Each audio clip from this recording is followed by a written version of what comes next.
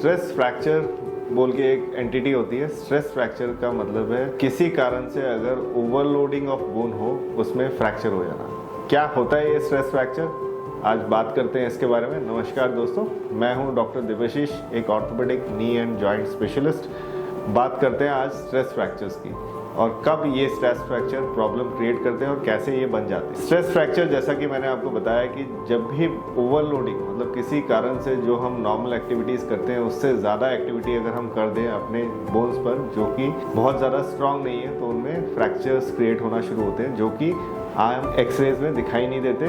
सिर्फ दबाने से उन एरियाज में सीवियर पेन होता है। जैसे सोचिए, मैं कुछ एग्जांपल देता हूँ। नंबर 1, हम लोगों ने एक रनिंग स्टार्ट की है सडनली और हम बहुत पेस पे भाग रहे हैं किसी ट्रेनिंग के लिए। जैसे आमतौर पर आर्मी की ट्रेनिंग के लिए लोग भागना शुरू करते हैं और बहुत ज़्यादा लंबे लंबे रनिंग शुरू कर देते हैं, जिसमें कि एक एक डेढ़ घंटा लोग डेली की प्रैक्टिस शुरू कर देते हैं बिना वार्म अप के या बिना प्रिपरेशन के। तो उन केसेस में क्या होता है, शिन बोन जो हमारी लेग की बोन है उसमें फ्रैक्चर्स आने शुरू हो जाते हैं, या ये एक और जगह पे बहुत कॉमनली होता है फुट के 4th और 5th मेटाटार्सल बोन पर। सो ये स्ट्रेस फ्रैक्चर्स कैसे प्रेजेंट करते हैं, इन एक्टिविटीज़ के बाद जिम में भी बहुत समय ट्रेडमिल यूज करके ये वाली चीजें पेशेंट्स को हो जाती है। तो कैसे इनका डायग्नोसिस करें, जैसे पेशेंट सिम्टम्स क्या लेके आते हैं, सबसे पहले बताता हूँ कि पर्टिकुलर एरिया में, बोन के पर्टिकुलर एरिया में, लेग बोन में बहुत ज्यादा सीवियर पेन होना शुरू हो जाता है। 2-3 मिनट 5 मिनट दौड़ने के बाद ये पेन शुरू हो जाता है। या दूसरा, पेशेंट जब भी रेस्टिंग फेज में बैठता है तो बहुत ज्यादा दर्द होता है। हमें एज ए डॉक्टर क्या साइंस मिलते हैं, हम अगर बोन को प्रेस करते हैं या टच करते हैं तो पेशेंट चीखे मारने की हालत में होता है। बट अनफॉर्चुनेटली एक्सरेज जब कराते हैं तो नॉर्मल होता है। तो बहुत समय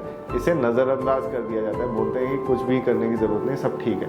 बट अगर हम इसमें एक हाई इंटेंसिटी MRI या न्यूक्लियर स्कैन्स करें तो उसमें बोन मैरो इडिमा दिखाई देता है या बोन में स्ट्रेस फ्रैक्चर्स दिखाई देने शुरू हो जाते हैं। ये राइट टाइम है, इसी टाइम पे हमें इसे जो भी एक्टिविटी करने से ये हुआ है उसे आपको स्टॉप करना है, कम से कम 2 से 4 हफ्ते के लिए।